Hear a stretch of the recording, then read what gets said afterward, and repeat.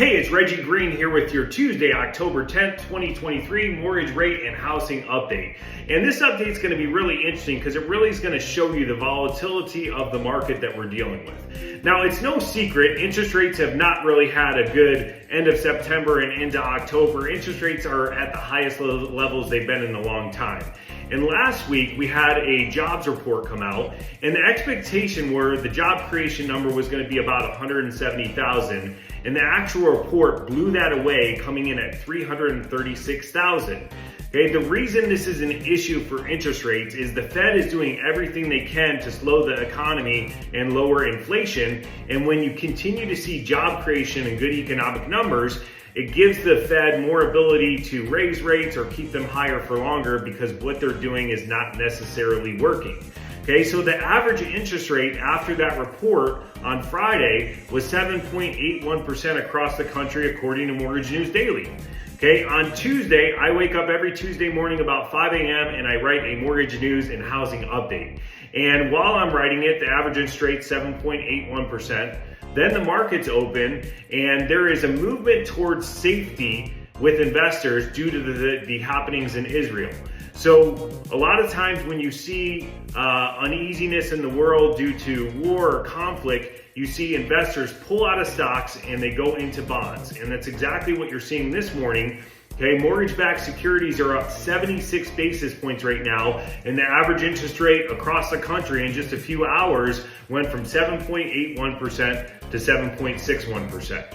So we'll see what happens with this conflict and how it affects interest rates moving forward. But a lot of times we're getting the question of how long are rates going to be elevated or higher than we're normally used to.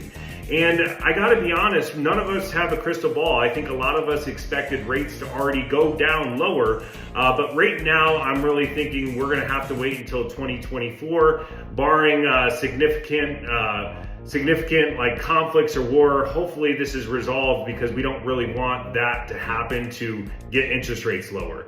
But what's happening is, going back to the Fed, they didn't raise the rates in their last meeting, but they basically said we're going to keep rates higher for longer. And then you're also seeing a lot of Fed statements out there when they're talking to the media that they think there should possibly be even another raise so far within 2023 at their next meeting. So I think you are going to have to wait until 2024 to see any meaningful interest rate improvements, in my opinion, but we'll obviously have to see what happens. None of us has a crystal ball.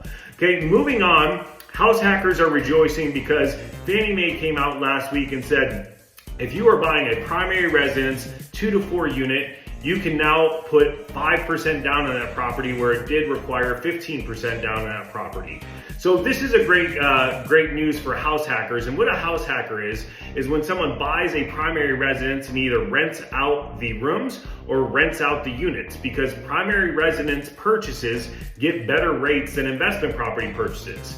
And usually they require a lower down payment. So a lot of people have house hacked with the FHA on multi-unit properties for years because FHA has allowed this. Now Fannie Mae is allowing it, and this is big because people with higher credit scores are usually going to want to do a Fannie Mae conventional loan over an FHA loan. Simple reason being is Fannie Mae loans typically have lower mortgage insurance if you have higher credit scores, and they also don't have an upfront mortgage insurance. So this is going to be great for your house hackers or investors with really good credit. It's going to be probably a better product for them than the FHA that they might have been using in the past. Now, moving on to the Cromford report and just kind of a general commentary on what's going on with the market. When rates go up, you are going to see demand go down, and you're definitely seeing that in Phoenix Metro right now. So you're seeing demand go down, and when demand goes down, you're going to see inventory start creeping up because the houses are staying on the market longer. So if you look at Cromford reports, Cromford Market Index of all the 17 cities, all 17 of them are moving towards a more buyer-friendly market. Okay, we're also in that time of the year where we're getting ready for the holidays and there's not as much activity in the housing market. So on a positive spin to this, with less demand, more inventory, and a season where you don't see a ton of activity in the housing market, As a buyer, you have some pretty good negotiating power because sellers are competing with each other.